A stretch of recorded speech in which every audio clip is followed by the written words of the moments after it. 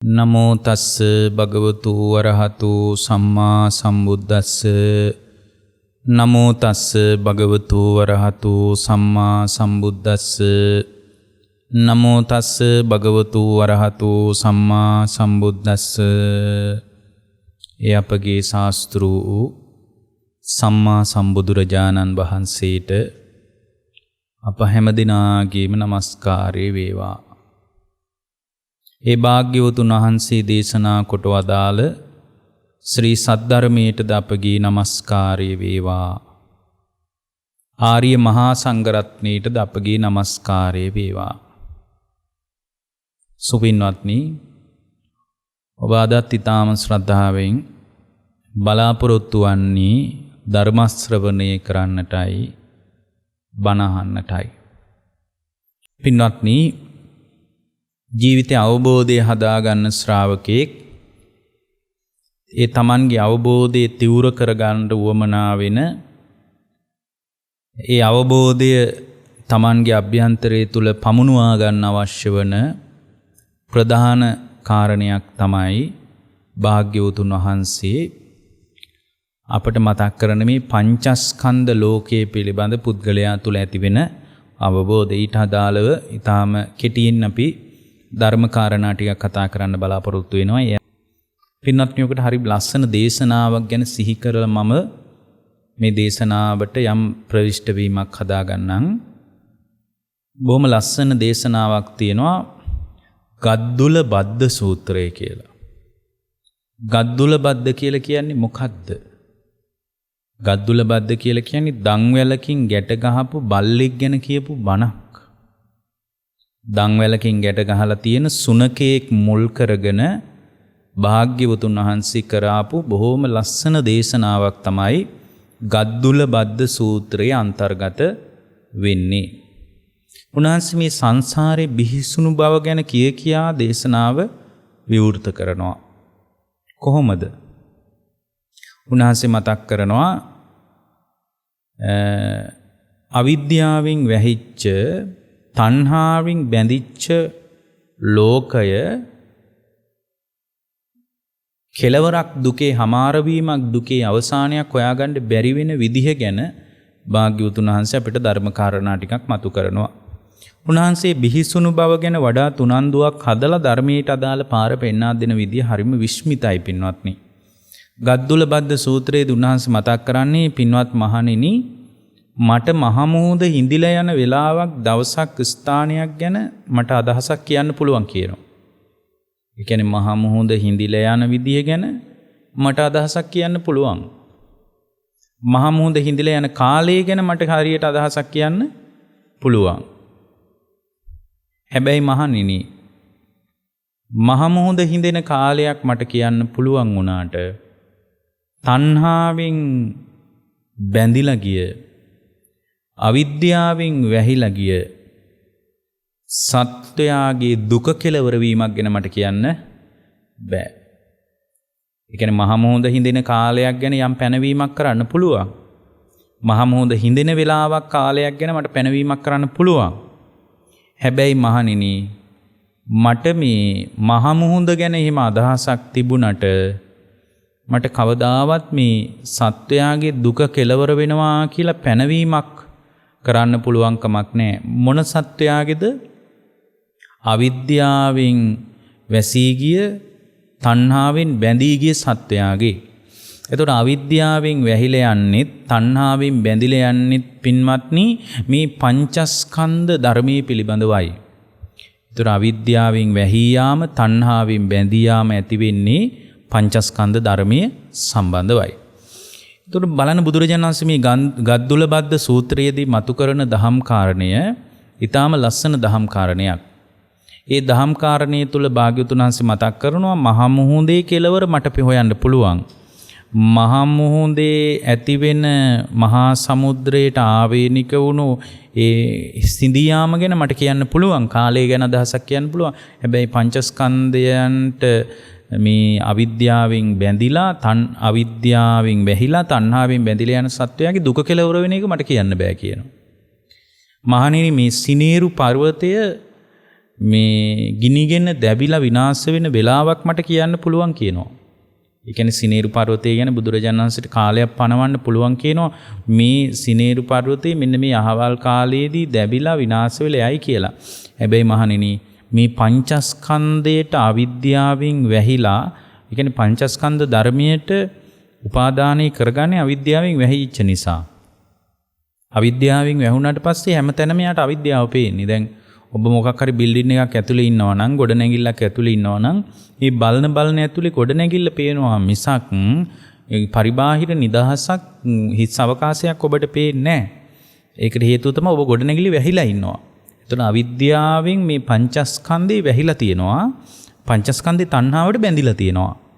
එතන අවිද්‍යාවෙන් වැහීම නිසා, තණ්හාවෙන් බැඳීම නිසා කියන මේ ප්‍රමුඛ සාධක දෙක මුල් කරගෙන මට සිනේරු පර්වතයේ සිඳියාම, සිනේරු පර්වතයේ ගිනි අරගෙන දැවීම, සිනේරු පර්වතයේ කඩා වැටීම ගැන මහණෙනි මට කියන්න පුළුවන්. හැබැයි මේ අවිද්‍යාවයි තණ්හාවයි කියන අම්මයි තාත්තයි වගේ සංසාරේ නිර්මාණය කරගෙන යන මේ ගමන ගැන, පංචස්කන්ධ ධර්මයක හමාර වීමක් ගැන මට කියන්න බෑ කියනවා. මහණෙනි මේ මහ පොළොව ගිනි අරගෙන අළු වෙලා දැවිලා විනාශ වෙලා තැවිලා යන වෙලාවක් කියන්න පුළුවන්. එහෙම කියපු තැනුත් ධර්මයේ ඕන තරම් තියෙනවනේ පින්වත්නි. දැන් සත්ත්‍සුරියුග්ගමන සූත්‍රයේදී පෙන්නනවා ඉරක විකාශනයක් වීම නිසා මේ පෘථුවිය දැවෙන විදිහ ගැන. ඒතර පෘථුවිය දැවිලා අළු වෙලා ගියාට පස්සේ ඒකත් හේතු ප්‍රත්‍යයන්ගෙන් වෙන ක්‍රියාවලිය ගැන භාග්‍යවතුන් වහන්සේ අපට මතක් කරනවා. ඒකයි උන්වහන්සේ කියන්නේ මට මේ පෘථුවිය මේ මහ පොළොව දැවෙන වෙලාව කියන්න පුළුවන් කියනවා. මහ පොළොව විනාශ වෙලා යන වෙලාව කියන්න පුළුවන් කියනවා. හැබැයි අවිද්‍යාවෙන් වැහිච්ච, තණ්හාවෙන් බැඳිච්ච සත්වයාගේ මේ පංචස්කන්ධයේ දුකහමාර වීම ගැන මට කියන්න බෑ කියනවා. මට එහෙම එකක් පේන්නේ නෑ කියනවා. ඉතින් එහෙම දේශනා කරලා භාග්‍යවතුන් වහන්සේ අර බල්ලෙක්ගේ දන්වැලකින් ගැට ගහපු කතාව ගැන මතක් කරනවා. උන්වහන්සේ මතක් කරනවා මහණෙනි බල්ලෙක් දන්වැලකින් ගැට ගැහුවට පස්සේ ඒ ගැට ගහපු බල්ලා ඒ කණුව වටේ දුවනවා. කණුවක හරි උලක හරි බල්ලෙක් දන්වැලකින් ගැට ගැහුවාම ඒ ගැට ගහපු බල්ලා එක්කෝ ඒ කණුව වටේ දුවනවා, එක්කෝ එයාගේ වපසරිය එච්චරයි. ඒ කණුව වටේ පෙරලෙනවා, දුවනවා, දඟලනවා එච්චරයි. ඊට පස්සේ උන්වහන්සේ මතක් කරනවා අසෘතවත් පෘථග්ජනයා. දැන් මේක ගැන හරි අවබෝධයක් නැත්තේ අසෘතවත් භාවය නිසා. එයා ශ්‍රුතවත් භාවයේ තුලින් මේ පණිවිඩය ගැන, අවිද්‍යාවේ යථාර්ථය ගැන, තණ්හාවේ යථාර්ථය ගැන, අවිද්‍යාවේ තණ්හාවයි කියන කාරණා දෙක පංචස්කන්ධ ලෝකේ මුලා කරන විදිය ගැන එයා දන්නේ නැහැ. දන්නේ නැතිකම නිසා, නොදන්නාකම නිසා ඒ අසෘතවත් පෘථග්ජනයා, ඒ අසෘතවත් පෘථග්ජනයා ආර්යයන් වහන්සේලා දකින්නවත්, ආර්ය ධර්මයටවත්, ආර්ය ධර්මයේ තුල හික්මෙන්නවත් දක්ෂ නැහැ. එයා අදක්ෂයි. එහෙම අදක්ෂ ශ්‍රාවකෙක් හැම වෙලාවකම ඒ අසෘතවත් පෘථග්ජනයා රූපය ආත්මය හැටියට ගන්නවා කියනවා. දැන් පංචස්කන්ධය කියන්නේ මොකද්ද? රූපස්කන්ධය, වේදනාස්කන්ධය, සංඥාස්කන්ධය, සංකාරස්කන්ධය, විඥානස්කන්ධය කියන පංචස්කන්ධ ධර්ම ටිකක් තියෙනවා. එතකොට මේ පංචස්කන්ධ ධර්ම ටික රූපයේ උදාහරණයකට ගමු. රූපය ආත්මය හැටියට ගන්නවා. ඒතර රූපය ආත්මය හැටියට ගන්නවා. ඊට පස්සේ තව අනිත් පැත්තට එනවා මේ ආත්මය ASCII තමයි රූපේ තියෙන්නේ කියලා. ඊට පස්සේ හිතනවා මේ ආත්මයයි රූපය එකක් කියලා. ඒතර ආත්මය කියන්නේ එකක්, රූපය කියන්නේ එකක් කියලා එයා හිතනවා. ආත්මයයි රූපය එකක් විදිහට එයා දකිනවා. රූපය ASCII ආත්මය තියෙනවා කියලා දකිනවා. ආත්මය ASCII රූපය තියෙනවා කියලා දකිනවා. මෙන්න මේ විදිහට දකින්න යාම නිසා රූපස්කන්ධේ රූප උපාදානස්කන්ධයක් බවට පත් වෙනවා කියන. ඔන්න ඔය විදිහට දකින්න යාම නිසා තමයි උපාදානෙ වෙන්නේ. කොහොමද? රූපයේ තුල එක්ක ආත්මය දකිනවා, ආත්මය ASCII රූපේ තියෙනවා කියලා දකිනවා, රූපයයි ආත්මයයි එකක් කියලා දකිනවා. මේ එකක් නිසා එකක් පවතිනවා කියලා එයා දකින්න පටන් ගන්නවා. ඒ පටන් ගත්ත නිසාම රූපයේ උපාදානස්කන්ධයක් දක්වා වැඩෙන්න පටන් ගන්නවා. ඒතර එහෙම වැඩිම නිසා තමයි පින්වත්නි රූපයෙන් නිදහස් වීමක් නැත්තේ. රූපයෙන් නිදහස් වීමක් නැහැ කියලා කියන්නේ දුකෙන් නිදහස් වීමක් නැහැ. ඒතර දුක කියන්නේ රූපස්කන්ධයට කියන අතිරේක වචනයක් පින්වත්නි. ඒතර දුකෙන් නිදහස් වෙන්න නැති රූපයේ වැරදි විදියට අල්ලපු නිසා. වැරදි විදියට අල්ලන කාරණා දෙකක් මුලින් මතක් කළා. මොකක්ද? අවිද්‍යාවයි තණ්හාවයි නිසා. රූපේ කෙරෙහි අවිද්‍යාවෙන් රූපේ වැහිලා තියෙනවා, තණ්හාවෙන් රූපයට බැඳෙනවා. එතකොට මෙන්න මේ කාරණා දෙක නිසා පින්වත්නි එයාගේ ජීවිතේ රූපෙන් නිදහස් වීමක් අත්දකින්න ලැබෙන්නේ නැහැ. රූපෙන් නිදහස් වෙන්නේ නැහැ කියලා කියන්නේ දුකෙන් නිදහස් වෙන්නේ නැහැ. එහෙමනම් ඔන්න හරි ලස්සන දෙයක් මතුවෙනවා. දුකෙන් නිදහස් වෙන ශ්‍රාවකෙක් අවබෝධ කරගන්න ඕන එකම දේ තමයි මේ පංචස්කන්ධ ධර්මය. මේ පංචස්කන්ධ ධර්මයේ අඳුර ගන්න නැතුව දැනගන්න නැතුව ඒ අයට මේ ධර්මයේ පිළිබඳ හරි අදහසක් ගන්න පුළුවන්කමක් නැහැ. එතකොට මේ පිළිබඳ අදහසක් ගන්න ශ්‍රාවකයෙක් එතකොට රූපය පිළිබඳව දැන් ඔය අපි මතක් කළේ වේදනාව පිළිබඳවත් එයා අල්ලන්නේ වැරදි විදිහට අසෘතවත් පෘථග්ජන භාවය නිසා. එතකොට වේදනාව අවිද්‍යාවෙන් වැහුණාන් පස්සේ තණ්හාවෙන් වේදනාවට බැඳුනට පස්සේ වේදනාවයි ආත්මයයි එයා එකක් විදිහට දකිනවා. වේදනාව ආත්මයෙන් තුලින් බැඳිලා තියෙනවා කියලා දකිනවා. ආත්මයේ වේදනාව තුල තියෙනවා කියලා දකිනවා. ඉතින් මේ විදිහට යා වේදනාවයි ආත්මයයි එකක් විදිහට දකින්න ගියාම ආත්මය ASCII වේදනාවක් තියෙනවා කියලා දකින්න ගියාම වේදනාව ASCII ආත්මය තියෙනවා කියලා මේ විදිහට දකින්න ගියාට පස්සේ එයා වේදනාවෙන් නිදහස් වෙන්නේ නැහැ. එයාගේ ජීවිතය තුළ වේදනා උපාදානස්කන්ධයක් විදිහට වේදනාව උපාදානය වෙනවා. උපාදානස්කන්ධයක් ඇති වුණාට පස්සේ වේදනාවෙන් නිදහස් වීමක් නැහැ. වේදනාවෙන් නිදහස් වෙන්නේ නැහැ කියලා කියන්නේ යාට දුකෙන් නිදහස් වීමක් නැහැ. එතකොට විඳින දේවල් නිසා යා අඳුන ගන්නවනේ සංඥා ස්කන්ධයක් ඇති වෙනවනේ. ගෙවල් දොරවල් වශයෙන්, ඉඩකඩම් වශයෙන්, දීපල වශයෙන්, මිල මුදල් වශයෙන්, ඥාතිවරු වශයෙන්, අම්මා වශයෙන්, තාත්තා වශයෙන්, දරුවා වශයෙන් ඔබ අඳුන ගන්න දේවල් ටිකක් තියෙනවා. ඒ හඳුනා ගන්න දේවල් වලට කියනවා සංඥා ස්කන්ධය කියලා. එතකොට මේ හඳුනා ගන්න දේවල් තණ්හාමාන දිට්ඨි වශයෙන් අල්ලන්න ගියාම ඒ කියන්නේ හඳුනාගත්ත දේවල් තණ්හාවෙන් බැඳුනට පස්සේ ඒක සංඥා උපාදානස්කන්ධයක් වෙනවා. ඒ සංඥා උපාදානස්කන්ධයක් උනේ අවිද්‍යාවෙන් වැහිච්ච නිසා හේතු ප්‍රත්‍යයන්ගෙන් ඇතිවෙන ක්‍රියාවලිය දන්නේ නැතිකම නිසා. ඒ දන්නේ නැතිකම නිසා සංඥාව ආත්මයේ හැටියට ගන්නවා. එතකොට සංඥාව ආත්මයෙන් හැදිලා තියෙනවා කියලා හිතනවා. ආත්මය ASCII සංඥාව තියෙනවා කියලා හිතනවා. සංඥාව ASCII ආත්මය තියෙනවා කියලා එක්ක හිතනවා. ඔය හතර විදිහෙන් මොකක් හරි එකක් විදිහට එයා හිතනවා. එහෙම හිතන්න ගියාට පස්සේ එයාට පින්වත්නි සංඥාවෙන් නිදහස් වීමක් නැහැ. සංඥාවෙන් නිදහස් වෙන්නේ නැහැ කියලා කියන්නේ දුකෙන් නිදහස් වීමක් නැහැ. ඊට පස්සේ රූප වේදනා සංඥා සංස්කාර කියලා කියන්නේ සංස්කාර ගැන අපි තව දැන් ඉස්සරහට කතා කරගෙන යනකොට ඔබට තේරෙයි සංස්කාර පිළිබඳ දැන් මේවා ඔක්කොම පටලවාගෙන තියෙන්නේ එකම තැන එකම අර්ථයෙන් යෙදෙනවා කියලා අපි හිතපු නිසා. දැන් මේ පින්වත්නි මේ පංචස්කන්ධ ක්‍රියාවලිය පිළිබඳ අභිධර්ම ක්‍රමයේ විස්තර වෙන විදිය අනුව මේ එක එක විදියට එක එක තැන්වල යෙදිනා කියලා කෙනෙකුට අදහසක් එන්න පුළුවන්. හේතුව තමයි දැන් රූප උපාදානස්කන්ධය අභිධර්ම ක්‍රමයට අනුව රූප 28ක් පිළිබඳ කතා වෙනවනේ. එතකොට රූප 28ක් පිළිබඳ යම් කතාවක් ඇති වෙනකොට යම් ස්වාමින් වහන්සේ නමක් මේකේ කොටසක් කියලා විස්තර කරන්න පුළුවන්. එතකොට රූපස්කන්ධය පිළිබඳ රූප උපාදානස්කන්ධය පැහැදිලි කරද්දී අභිධර්ම ක්‍රමයට අනුව රූප 28ක් පිළිබඳ මේකට අදාළව පැහැදිලි වෙනවා. එතකොට මේ පැහැදිලි වෙනකොට සමහර දේශකයන් වහන්සේ නමක් මේකේ කොටසක් විස්තර කරලා ඒකේ වරදක් ඒක ලොකු දෝෂයක් කියන්න බෑ. හේතුව තමයි දැන් දේශනාවකට සීමිත කාලයක් නේ තියෙන්නේ. ඒ කාලය තුල උන්වහන්සේ පුළුවන් හැටියට විස්තරයක් කරනවා. මේ අසීමාන්තික කාලයක් හම්බ වෙන්නේ නෑනේ. එතකොට මේ කියන ටික අල්ලගෙන තව දේශනාවක් එක්ක ගලපනකොට සමහර විට මේ දෙක පරස්පරතාවයක් තියෙන්න පුළුවන්. අර රූප 28ම දන්නේ නැති කෙනෙකුට ඒකේ කොටසක්ද මේ කිව්වේ කියන එකවත් හරියට අදහසක් එන්නේ නැහැ. ඒ නිසා සමහර අය රූප මේක අපි තව ඉස්සරහට විස්තර කරගමු. දැන් බලන්න එතකොට රූප වේදනා සංඥා සංස්කාර පිළිබඳවත් ඔය අරුබුදේ එනවා. සංස්කාර ධර්මී එකම අර්ථයෙන් හැමතැනම යෙදිලා නැහැ. එතකොට සබ්බේ සංඛාරා අනිච්චාති කියන තැන සංස්කාර කිව්වේ වෙන අදහසකින්. එතකොට මේ වෙන අදහසකින් කියපු ධර්ම කාරණේ එකම අදහසකින් අල්ලන්න ගියොත් අමාරුවේ වැටෙනවා. එතකොට අවිජ්ජා පත්‍ය සංඛාරා කියපු තැන සංස්කාර කිව්වේ වෙන අදහසකින්. පංචස්කන්ධය තුල රූප වේදනා සංඥා සංකාර විඥාන කියන තැන සංස්කාර ස්කන්ධය කියලා කිව්වේ වෙන අදහසකින්. ඊට පස්සේ සංකාර උපාදානය වීම සම්බන්ධව කතා කරද්දී පරිබාහිර අදහසක් එන්න පුළුවන්. සබ්බ සංකාර සමතෝ කියන තැන සියලු සංස්කාර කියන අදහසින් සමනය වෙනවා කියන තැනදී වෙන අදහසක්. එතකොට මේ සංස්කාර කියන එක එකම අදහසකින් හැමතැනම යෙදෙනවා කියලා ඇල්ලුවොත් එයා විශාල අමාරුවක වැටෙනවා. එතකොට මේ පංචස්කන්ධ ධර්මයේ යම් යම් ස්තරවලදී ඔබ අඳුනගත්ත වාක්‍ය ඒ අදහසින්ම ගන්න බෑ. හැබැයි පොදු අදහසක් ගන්න පුළුවන් නේ.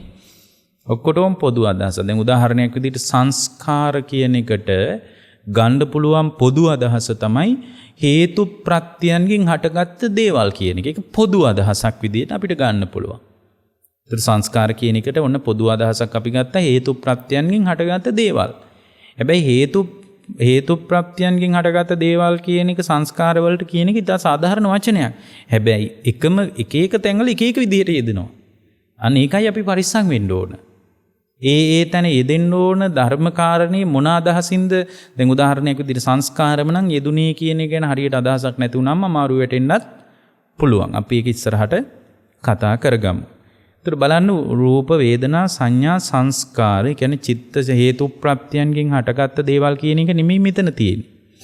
මෙතන තියෙන්නේ පින්වත්නි සංස්කාර කියලා කිව්වේ වේදනා සංඥා දෙක හැර චෛතසික 50. චෛතසික 52ක් තියෙනවානේ. ඒතර ඒවා ගැන අපිට විස්තර කරන්න බෑ. නමුත් මේවා ගැන දන්න කොටස් අහනවා ඇතිනේ මේ දේශනාව. ඒතර චෛතසික 52කින් වේදනා සංඥා දෙක හැර අනිකුත් චෛතසික 50ක් තියෙනවනේ. අන්නේ චෛතසික 50 තමයි මෙතන වේදනා මේ සංස්කාර ස්කන්ධයේදී අවධාරණය වෙන්නේ. එතකොට සංස්කාර ස්කන්ධය එයා අල්ලන්නේ බුදුරජාණන් වහන්සේගේ දේශනාවේ දැන් මේ ගද්දුල බද්ද සූත්‍රයේ තියෙනවා සංස්කාරය ග්‍රහණය කරගන්නේ කොහොමද? එයා සංස්කාරය ආත්මය හැටියට දකිනවා. ආත්මයයි සංස්කාරයි කියන්නේ එකක් විදියට දකිනවා. ආත්මය ASCII සංස්කාර දකිනවා. සංස්කාර ASCII ආත්මය දකිනවා. එතකොට සංස්කාරයි ආත්මයයි කියන්නේ එකක් විදියට දකිනකොට ඒ දකින්න කෙනා පින්වත්නි සංස්කාරයන්ගෙන් නිදහස් වෙන්නේ නැහැ. සංස්කාරයන්ගෙන් නිදහස් වෙන්නේ නැහැ කියලා කියන්නේ සංස්කාර වලින් නිදහස් නොවුණු ශ්‍රාවකයෙකුට කවදාවත් දුකෙන් නිදහස් වීමක් අත්දකින්න හම්බ වෙන්නේ නැහැ පින්වත්නි. එතකොට දුකෙන් නිදහස් වෙන ශ්‍රාවකයෙක් මේ සංස්කාරයන්ගෙන් නිදහස් වෙන්න ඕන. එතකොට යා නිදහස් වෙන්න බැරියයි. නිදහස් වෙන්න බැරිය හැම වෙලාවෙම සංස්කාර තුල ආත්මයක් දකින්න හදනවා. ආත්මයයි සංස්කාරයයි එකක් විදියට දකින්න හදනවා. සංස්කාරස්සේ තමයි ආත්මී තියෙන්නේ කියලා දකින්න හදනවා. ආත්මයස්සේ සංස්කාර තියෙනවා කියලා අනිත් පැත්තට දකිනවා. ආත්මයයි සංස්කාරය එකක් විදියට දකින්න තාක්කල් එයාට සංස්කාර වලින් නිදහස් වීමක් නැහැ. සංස්කාර වලින් නිදහස් වීමක් නැහැ කියලා කියන්නේ දුකෙන් නිදහස් වීමක් නැහැ. දුකෙන් නිදහස් වුණා කියලා කියන්නේ සංස්කාරයෙන් නිදහස් වුණා කියන එක. ඒ විදිහටම උන්වහන්සේ මතක් කරන විඥානස්කන්ධය පිළිබඳ. විඥානස්කන්ධය පිළිබඳ සාමාන්‍ය මේ අසුරුතවත් පෘථග්ජනීය කාර්ය ධර්මයට දක්ෂ නැති ආර්ය ශ්‍රාවකයන් දකින්න කැමති නැති ආර්ය ධර්මයේ තුල නොහික්මුණු සත්පුරුෂ ධර්මයට කැමති නැති සත්පුරුෂ ධර්මයට ඇඟැලුම්කමක් නැති සත්පුරුෂ ධර්මයේ තුල හික්මුන් නැති අසුරුතවත් පෘථග්ජනයා විඥාණය පිළිබඳ විඥානයයි ආත්මයයි එකක් විදියට දකිනවා. ආත්මයස්සේ විඥානයක් තියෙනවා කියලා දකිනවා. ඒතර විඥානේ හේතු ප්‍රත්‍යයන්ගෙන් හටගත්ත දෙයක් නේ. ඒතර හේතු ප්‍රත්‍යයන්ගෙන් හටගත්ත විඥානයයි ආත්මයයි එකක් විදියට දකිනවා. ආත්මයස්සේ විඥානේ තියෙනවා කියලා දකිනවා. විඥානයස්සේ ආත්මය කියලා එකක් දකිනවා. ආත්මයයි විඥානයයි එකක් විදියට දකිනවා. ආත්මයයි විඥානයයි එකක් විදියට දකින තාක් කල් පින්වත්නි එයාට විඥාණයෙන් නිදහස් වීමක් නැහැ. විඥාණයෙන් නිදහස් වීමක් නැහැ කියලා කියන්නේ එයාට දුකෙන් නිදහස් වීමක් නැහැ පින්වත්නි. එතකොට බලන්න දැන් විඥානය ගැන වුණත් දැන් විඥානයේ ආත්මීය හැටියට ගත්තොත් එතනම බුදුරජාණන් වහන්සේට චෝදනා කරා වෙනවා. බුද්ධ ශ්‍රාවකෙක් විදියට බුද්ධ දේශනාවක තිබුණා කියන අදහසින් හරි මේ විඥාණය තුල ආත්මය දකින්න ගියොත් ඒක භාග්‍යවතුන් වහන්සේට චෝදනා කරා වෙනවා. මට මතක හැටියට මහා තණ්හා සංකේ සූත්‍රයේදී අර සාති කියලා භික්ෂුවක් විඥානය කියන වැරදි දෘෂ්ටියකට ආවනේ. ආත්මීය වශයෙන් පවතින විඥානයක් තියෙනවා කියලා. ඉතින් ඒ හාමුදුරුවෝ හැමෝටම කියාගෙන ගියා මේ ආත්මීය වශයෙන් පවතින විඥානයක් තියෙනවා කියලා. ආත්මයස්සේ විඥානයේ තියෙන ආත්මීය වශයෙන් විඥානයේ පැවැත්මක් තියෙනවා කියලා කතාවක් ගියා.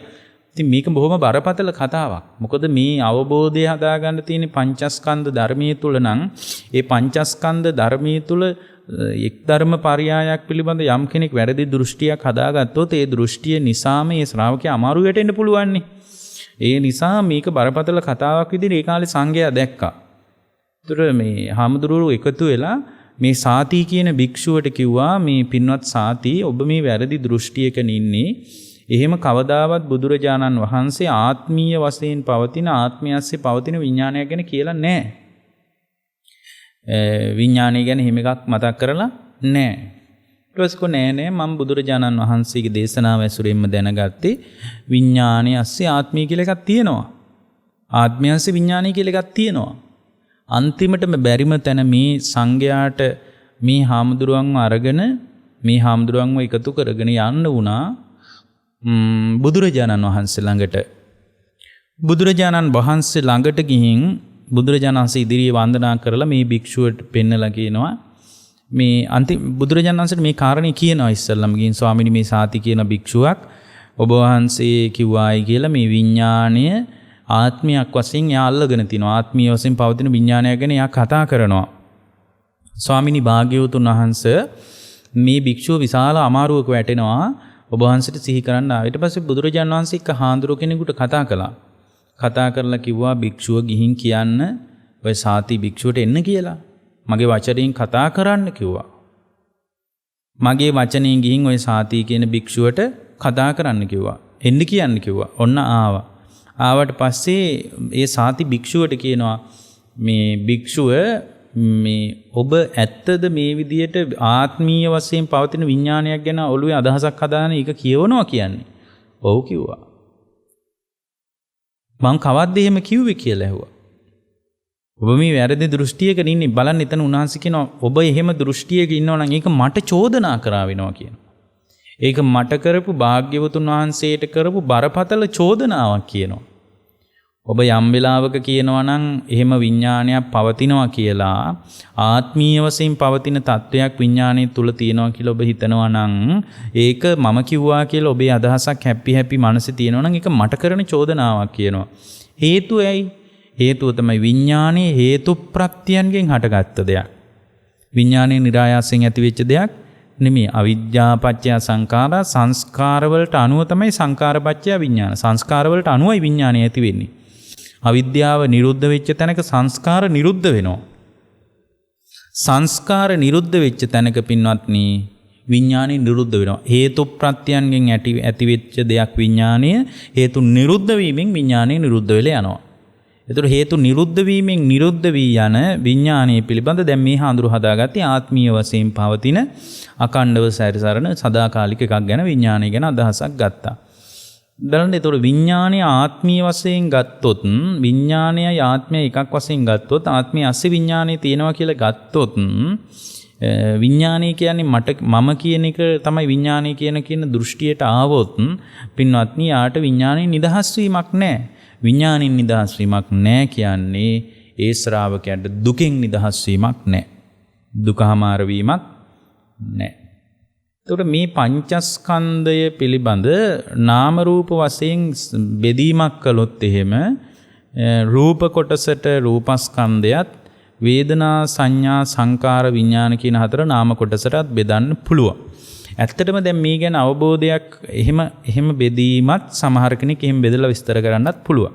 ඒකත් ඒ බෙදීම අතර ඒ තාම සරල බෙදීමක්.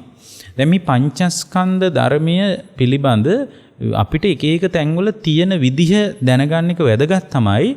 හැබැයි මේක ධර්ම මාර්ගයට ගලපා ගන්න විදිහයි අපිට අවශ්‍ය වෙන්නේ. කටපාඩම් කරගෙන මතක තියාගන්න ඕන එකක් නෙමෙයිනේ. ඒතර පංචස්කන්ධේ නම් වැරදි විදිහට ඇල්ලීම මේ දුකේ හමාර නොවීමට හේතුව පංචස්කන්ධයෙන් නිදහස් වෙන්න බැරි වෙලා තියෙන පංචස්කන්ධේ වැරදි විදියට අල්ලා ගැනීම නම් මේක හරි විදියට අල්ලගත්තොත් පංචස්කන්ධයෙන් නිදහස් වීමක් තියෙනවා නම් එතකොට පංචස්කන්ධයෙන් නිදහස් වෙච්ච කෙනා දුකෙන් නිදහස් වෙනවා නම් පින්වත්නි මේක අත්දකින්න විදිහ නේද පින්වත්නි අපිට ඊටාම වැදගත් වෙන්නේ. ඒතර විඥානය ගැන අභිධර්මයේ විග්‍රහයට අනුව අපිට කියන්න පුළුවන් මේ ලෞකික සිත් 81 විඥානයට අයිති කියලා. නමුත් මේක ප්‍රායෝගික භාවිතයට ගන්නෙ කොහොමද? දැන් මේක අංකයක් විදියට මතක තියාගන්න අපිට පුළුවන් වෙයි.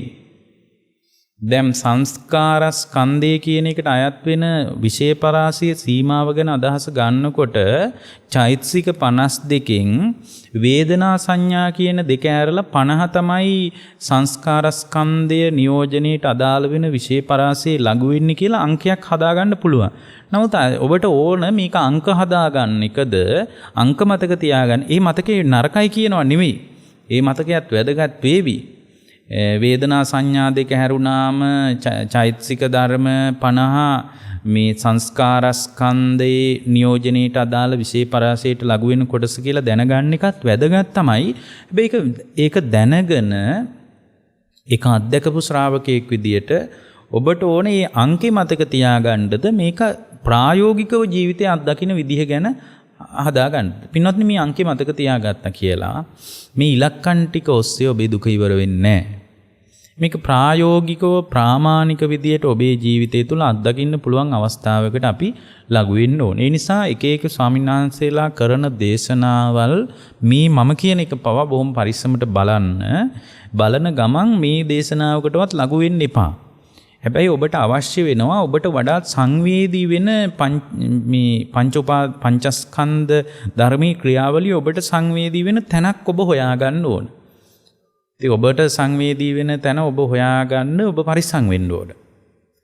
ඒකට දැන් සමහර කෙනෙකුට හිතෙන්න පුළුවන් මේ පඨවි දැන් රූපස්කන්ධය විස්තර කරද්දී රූපය පිළිබඳ නානාවිද විග්‍රහයන් වලින් කොයි විග්‍රහයද හරි කියනවට වඩා පොදුවේ දැන් අපිට බුද්ධ දේශනාව ගැඹුරටම බහිනකොට තේරෙනවා මේ පංචස්කන්ධ ධර්මයේ නම් දුක මේ දුක ගැට ගැහෙන්න විදිහ දැනගන්න එකත් ගැටේ ලිහා ගන්න විදිහ දැනගන්න එකත් ප්‍රායෝගික තලයකට ගේනවා හැර ප්‍රායෝගික තලයේ භාවිතයට ගේනවා ඇර එහෙම නැතු එක එක තැන්වල එක එක විදියට යෙදිච්ච විදිහ ගැන විතරක් අපි අදහසක් හදාගෙන හරියන්නේ නැහැ. දැන් මේක නම් දුකෙන් නිදහස් වෙන ශ්‍රාවකෙක් මේ ගැන නම් අවබෝධය හදාගන්න ඕන. එක එක විදියට තියෙන එක ගැනත් යම් අදහසක් හදාගන්න එක හොඳයි. නමුත් අභිධර්මයේ කොහොමද තියෙන්නේ? රූපේ පිළිබඳ දැන් උදාහරණයක් විදිහට අපි ඔය රේරුකාණී චන්දවිමල මහානායක ස්වාමීන් වහන්සේ පැහැදිලි කරපු විග්‍රහය. ඒ විග්‍රහය ඊටාම සාර්ථකයි.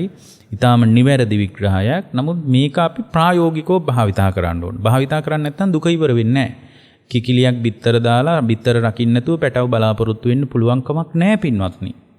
බිත්තර දාපු කිකිලි ඒ බිත්තර ටික උණුසුම් කරන්න ඕන, බිත්තර ටික රකින්න ඕන, බිත්තර වලට මේ කුකුල් ගඳ ගස්සන්න ඕන, බිත්තර උණුසුම් කරන්න ඕන. ඊට පස්සේ අනේ කවද්ද මගේ පැටව ටික බිත්තරේ හොටෙන් කඩාන එළියට එන්නේ කියලා මග බලාගෙන හිටියට කමක් නැහැ. මොකද ඒ කිකිලි කරන්න ඕන වැඩේ කරලා තියෙනවා.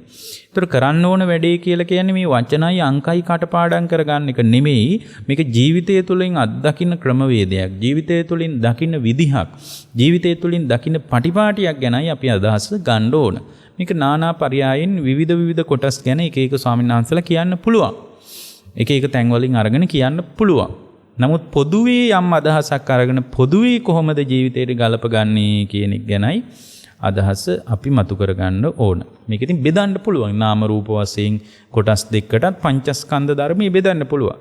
නාම කියන කොටසට වේදනා සංඥා සංකාර විඥාන කියන හතරත්, රූප කොටසට රූපස්කන්ධයත් කියලා එක පැත්තකට හතරක් දානවා, එක පැත්තට එකක් දානවා. බෙදා ගන්න පුළුවන්. බෙදුවට වඩා පින්වත්නි කොහොම බෙදෙනවද කියන එක ඉච්චර වැදගත් කාරණයක් නෙමෙයි.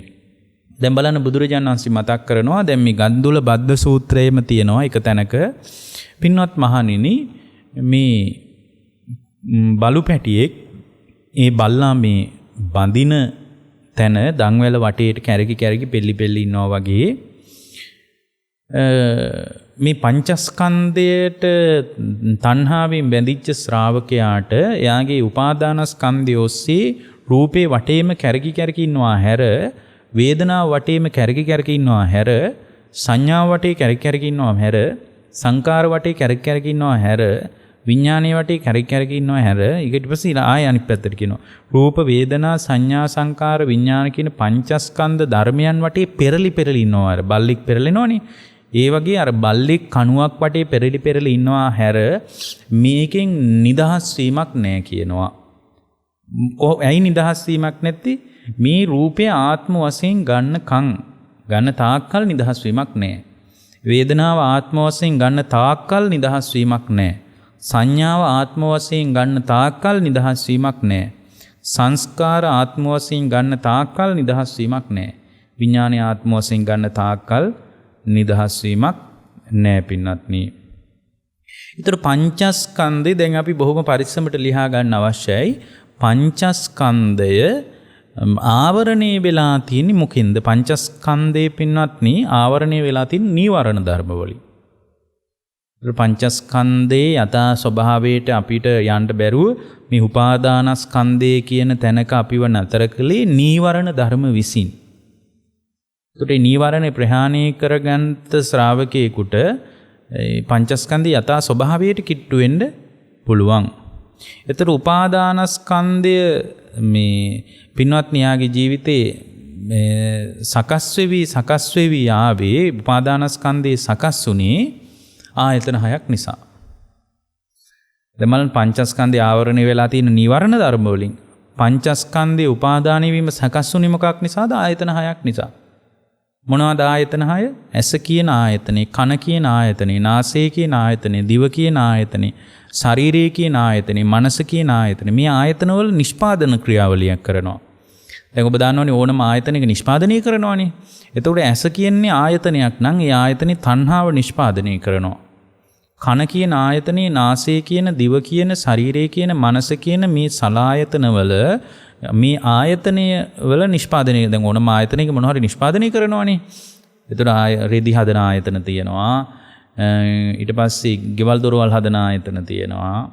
ආහාර හදන ආයතන තියෙනවා. ඒ ආහාර හදන ආයතන වල ආහාර නිෂ්පාදනය කරනවා. රෙදි හදන ආයතන වල රෙදි නිෂ්පාදනය කරනවා. ඒක නිෂ්පාදන ක්‍රියාවලියක් තියෙනවා. එතකොට ඇස කන නාසය දිව ශරීරයේ මනස කියන ආයතන හය තමයි පින්වත්නි උපාදානස්කන්ධේ සකස් කරලා දෙන්නේ. දැන් පොදුවේ අදහසක් අපි මේ ගන්නෙ. උපාදානස්කන්ධේ සකස් කරලා දෙන්නේ මේ ස්පර්ශ ආයතන 6. එතකොට මේ පංච උපාදානස්කන්ධේ නැවැත්ම තියෙන්නේ සප්ත බොජ්ජංග තුල. එතකොට පංච උපාදානස්කන්ධය ආවරණේ වෙලා තියෙන නීවරණ ධර්ම වලින් කාමච්ඡන්ද ව්‍යාපාද තීන මිද්ද උද්ධච්ච කුක්කුජ විචිකිච්ඡා කියන නීවරණ ධර්ම වලින් පින්වත්නි පංච උපාදානස්කන්ධ පංචස්කන්ධ ධර්මයේ ආවරණේ වෙලා තියෙනවා. එතකොට පංචස්කන්ධයේ පංච උපාදානස්කන්ධයක් දක්වා මේක උඩු දිව්වේ ආයතන 6 වැරදි විදියට පරිහරණය කරන්න යාම නිසා ඊට පස්සේ පංචස්කන්ධ ධර්මය ආවරණේ වෙලා තියෙන නීවරණ ධර්ම වලින් නම් උපාදානය උනේ ආයතන 6 නිසා නම් ඊට පස්සේ නැවැත්ම තියෙන්නේ සප්ත බොජ්ජංග ධර්ම පුහුණු කිරීම මත. එතකොට උපාදානස්කන්ධේ නොවන අවස්ථාව, ඒ කියන්නේ පංචස්කන්ධේ උපාදානයේ නොවන අවස්ථාව තමයි සම්මාදිට්ඨිය. දෘෂ්ටිය පිරිසුදු කර ගැනීම තුල තමයි පංචස්කන්ධේ උපාදානයේ වීම නවතින්නේ. යම් කෙනෙක් දෘෂ්ටිය පිරිසුදු වෙනවාද, දිට්ඨි විසුද්ධිය හදා ගන්නවාද, සම්මාදිට්ඨිය තුල එයාගේ ජීවිතේ උපදිනවාද, ඒ සම්මාදිට්ඨිය උපදිච්ච තැන තමයි උපාදානයේ නොවන අවස්ථාව. එතකොට එහෙමනම් අපි උපාදානයේ නොවන අවස්ථාවකට නේද හිමීට යන්න ඕන. උපාදානයේ නොවන අවස්ථාව කියලා කියන්නේ පින්වත්නි සම්මාදිට්ඨිය. එතකොට සම්මාදිට්ඨිය පිළිබඳ ඉතින් ගැඹුරින් බලනකොට මොකද්ද උපාදානයේ නොවන අවස්ථාව? සම්මාදිට්ඨිය නම් සම්මාදිට්ඨිය පිළිබඳ ධර්මයේ සඳහන් වෙන ගැඹුරු අර්ථ විග්‍රහය මොකද්ද? සම්මාදිට්ඨිය කියන්නේ දුක්ඛේ ඥානං, දුක්ඛ සමුදය ඥානං, දුක්ඛ නිරෝධේ ඥානං, දුක්ඛ නිරෝධගාමිනී පටිපදාය ඥානං අයං උච්චතාවුසෝ සම්මාදිට්ඨි. එතකොට දුක කියලා එකක් ඇති වෙන, දුක කියලා එකක් තියෙනවා කියලා දැනගන්න එකත්, මේ දුක තණ්හාව නිසා ඇති වෙනවා කියලා දැනගන්න එකත්, දුක නිරුද්ධ කරන්න පුළුවන් කියලා දැනගන්න එකත්, ඒ කියන්නේ තණ්හාව නිරුද්ධ වීමෙන් දුක නිරුද්ධ වෙනවා කියලා දැනගන්න එකත්, දුක නිරුද්ධ කරගන්න අදාළ මාර්ගයක් තියෙනවා කියන එකත් දැනගන්න එක තමයි උපාදානයේ නොවන අවස්ථාව. ඒතර උපාදානයේ නොවන අවස්ථාව කියන්නේ සම්මා දිට්ඨික අවස්ථාව. ඒතර සම්මා දිට්ඨිය පවතින හැම වෙලාවකම උපාදානය කැඩි කැඩි බිඳි බිඳි යන්න පටන් ගන්නවා. සම්මාදිට්ඨිය ඇති කරගත්ත ගමන් උපාදානී ලෝකයේ සම්පූර්ණයෙන්ම කඩා වැටෙනවා නෙමෙයි. උපාදානී නොවන ස්වභාවයට හිමීට පිය නගන්න පටන් ගන්නවා. එහෙමනම් මොකද්ද? පංචස්කන්ධය ආවරණය වෙච්ච අවස්ථාව නීවරණ ධර්ම. ඒකට යා වැහිලා තියෙන අවස්ථාව නීවරණ ටික කඩා ගන්න ඕන පළවෙනියෙන්. ඊට පස්සේ උපාදානස්කන්ධයේ සකස් වෙවි යන අවස්ථාව තමයි ආයතන 6. ආයතන 6 නිසා වැරදි පරිහරණයක් මුල් කරගෙන ඒ ආයතන 6 නිසා ඇතිවෙන ක්‍රියාවලිය අවිද්‍යාවෙන් වැහිලා තණ්හාවෙන් බැඳිලා අල්ලන්න ගියපු නිසා පින්වත්නි උපාදානීය සකස් වුණා. ඊට පස්සේ පංච උපාදානස්කන්ධේ නැවැත්ම බොජ්ජංග ධර්ම ඔස්සේ ගොඩනගා ගන්න ඕන දෙයක්. ඊට පස්සේ උපාදානී නොවන අවස්ථාව විදියට භාග්‍යවතුන් වහන්සේගේ ධර්මයේ තුල පෙන්වන්නේ සම්මා දිට්ඨික අවස්ථාව. සම්මා දිට්ඨිය තුලින් තමයි තමන්ගේ උපාදානී නොවන අවස්ථාවට පියමන් කරන්න තියෙන්නේ. ඒතර මෙන්න මේ ටික ඇති කරගෙන දැන් පංචස්කන්ධ ධර්මයේ විභජනය බෙදීම විස්තරය කුමන ආකාරයෙන් හරි කමන්නේ ඔය එක එක හාඳුරුල් කියන මොන ආකෘතිය වුණත් කමක් නැහැ. ඒ මොන ආකෘතිය වුණත් ඔළුවේ තියාගෙන මේ බෙදීම හරිද අර බෙදීම හරිද කියන වර්ගීකරණයට වඩා දැන් ඔබ දන්නවනේ එකම වර්ගීකරණය මොකද්ද? පංචස්කන්ධය කියලා තියෙනවා රූප වේදනා සංඥා සංකාර විඥාන කියලා කොටස් ටිකක්. එතකොට මෙන්න මේ ටික තමයි බුදුරජාණන් දුක කියලා කිව්වේ. සංකිට්ඨේන පංච උපාදානස්කන්ධා දුක්ඛ මහණෙනි. සංක්ෂිප්ත වශයෙන් අරගෙන බලන්න පංච උපාදානස්කන්ධයම තමයි මහණෙනි දුක කියලා කිව්වා. එහෙමනම් මේ දුකෙන් නිදහස් වෙනවා නම් මේ ටික තමයි අවබෝධ කරගන්න තියෙන්නේ. එතකොට මේ ටික අවබෝධ කරගන්න තියෙනවා නම් ඒක කොහොමද සියුම්ම බලන්නේ? අනේක තමයි වැදගත්ම දේ. මේක සියුම්ම ජීවිතේ හැම මොහොතකම මේක නිසා නම් දුක ඇති වෙන්නේ. හැම සිතුවිලි ක්‍රියාවලියක් තුළම පංචස්කන්ධ ධර්මයක හට ගැනීමත් හටගෙන නිරුද්ධ වීමත් දකින්න උත්සාහ කරන එකයි වැදගත්ම දේ. අංක මතක තියාගන්නවටත් වඩා. එතකොට දැන් මෙතන පංචස්කන්ධය කියන අදහසට අදාළ බෙදීම විතරක් හරියට මතක තියාගත්තාම හරි. දැන් ඒක මම මෙහෙමයි කිව්වේ. ඒක මේ දැන් උදාහරණයක් විදිහට සංස්කාරස්කන්ධය ගන්න. දැන් සංස්කාරස්කන්ධය ධර්මයේ බොහොම විශාල මහා සාගරයක් වගේ ධර්මයක් නේ පින්වත්නි මේක. ඒතකොට මේකේ සංස්කාරස්කන්ධය පිළිබඳ බෙදීම් ගොඩාක් තියෙනවා. මේ සංස්කාර සම්බන්ධව. සංස්කාරස්කන්ධය නෙමේ සංස්කාර සම්බන්ධව විශාල බෙදීම් ගොඩක් තියෙනවා. දැන් ඔන්න එක තැනක තියෙනවා දැන් අපි අර ඉස්සෙල්ලා කතා කරගෙන ආපු එක. දැන් සංස්කාරස්කන්ධය කියනකොට එක තැනකින් ගන්න පුළුවන් ඔය අපි මුලින් කියපු කතාව. වේදනා සංඥා දෙක හැර අනිකුත් චෛතසික 50 අන්තර්ගත කරලා අපිට කියන්නේ අම්මදහසක් තේරුම් ගන්න පුළුවන්. නමුත් එහෙම තේරුම් ගත්තට පින්වත්නි ඒක ප්‍රායෝගික තලයට වඩාත් කිට්ටුයි කියලා මම නම් විශ්වාස කරන්නේ නෑ. ඒක ගානක් විදියට මතක තියාගන්න පුළුවන්. හැබැයි ප්‍රායෝගිකව ගත්තොත් එහෙම මෙන්න මෙහිම අපිට ගන්න පුළුවන්. ඔන්න සංස්කාර කියන්නේ කොහොමද? රූප සංචේතන, ශබ්ද සංචේතන, ගන්ධ සංචේතන, රස සංචේතන. මේ විදිහට රූප, ශබ්ද, ගන්ධ, රස, පොට්ටබ්බ ධම්ම කියන දේවල් ස්පර්ශයේ අරමුණු කොට ඇතිවෙන සිතුවිලි කියන එක ගත්තොත් අන්න ඒක ටිකක් කිට්ටුයි නේද? අර අංකයක් ඔලුවට ගන්නවට වඩා ඒක කිට්ටුයි.